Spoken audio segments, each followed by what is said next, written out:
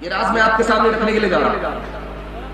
اتر پردیش کا 63 سال کا بوڑھا بہار جاتا ہے، اس کو 16 سال کی لڑکی مل جاتی ہے۔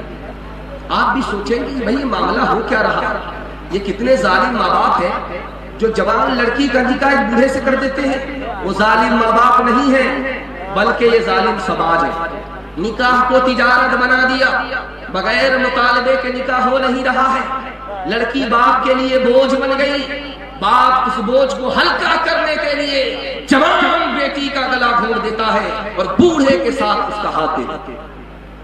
دوسری بات کو یاد رکھیے، پہلے یہ ہوتا تھا کہ لڑکا مسلمان کا اور لڑکی غیر مسلم کی لے کر کے بھاگ جاتا تھا، ہم اس کی مذمت کرتے ہیں، یہ بھی غلط ہے۔ اس کے بعد یہ ہونے لگا کہ لڑکی مسلمان کی، لڑکا غیر مسلم کا لے کر کے بھاگ جا رہا ہے، یہ بھی غلط ہے، وہ اسے قبول نہیں کرتے۔ اور اب کچھ اور ہو رہا ہے جو میں آپ کے سامنے رکھنے کے لیے جا رہا ہوں، کلیجہ منہ کو آ جائے۔ اب مسلمان لڑکی غیر مسلم لڑکے کو لے کر کے بھاگ رہی ہے، 100 کی تعداد میں نہیں، 1000 کی تعداد میں نہیں، لاکھوں کی تعداد میں لے کر کے بھاگ۔ جانتے ہیں کیوں؟ 3 وجہ سے۔ پہلی وجہ یہ ہے ہم نے اپنی بیٹی کو موبائل دے دیا، اب وہ کس سے بات کرتی ہے، کہاں جاتی ہے، کہاں سے آتی ہے، ہم کو کوئی مطلب نہیں، اس لیے بھاگ جاتی ہے۔ دوسری وجہ، اسکول کی تعلیم کا ایسا جوش ہم کو ہے کہ ہم آنکھ بند کر کے اپنی بیٹی کا اسکول میں داخلہ کر دیتے ہیں، یہ نہیں دیکھتے کہ اس میں لڑکا بھی پڑھ رہا ہے۔ اب پیار محبت کے چکر میں لڑکی بھاگ گئی۔ تیسری وجہ، لڑکی کو پتا ہے کہ میں غریب باپ کی بیٹی ہوں، مسلمان سماج میں رہتے ہوئے مسلمان لڑکے سے میرا باپ لڑکے سے میرا نکاح فری میں نہیں کر سکے گا، 5-5 لاکھ 10-10 لاکھ روپے کا انتظام کرنا پڑے گا۔ لڑکی نے آؤ نہ دیکھا تاؤ، غیر مسلم کے ساتھ فرار ہو گئی۔ جانتے ہیں نقصان کیا ہوا؟ آبرو الگ گئی، ایمان الگ چلا گیا۔ 10 لاکھ لڑکیوں کو 1 سال میں مارا جاتا ہے، 10 لاکھ لڑکی 1 سال میں ماری جا رہی ہے۔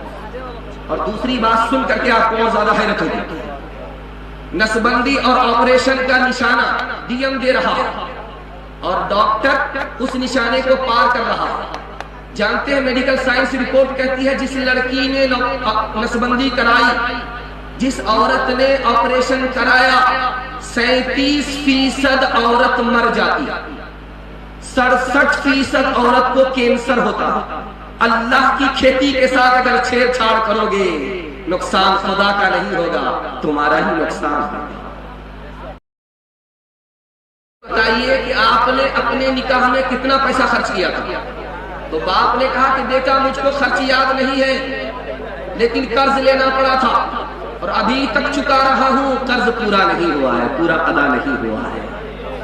دھیان سے سنیے گا، جس وقت شادی ہوتی ہے اس وقت بیٹا خاموش رہتا ہے، باپ بولتا ہے، باپ کہتا میں حاجی آدمی ہوں، نمازی آدمی ہوں، مجھ کو کسی چیز کی کوئی ضرورت نہیں ہے، اگر آپ دینا ہی چاہتے ہیں تو 4 چکا دے دیجئے، اس پر آپ ہی کی بیٹی آئے گی اور جائے گی، ہمارا مطالبہ کچھ بھی نہیں ہے۔ کتنا بڑا سیانہ ہے، کام بھی نکالنا چاہ رہا ہے، بدنام بھی نہیں ہونا چاہ رہا ہے۔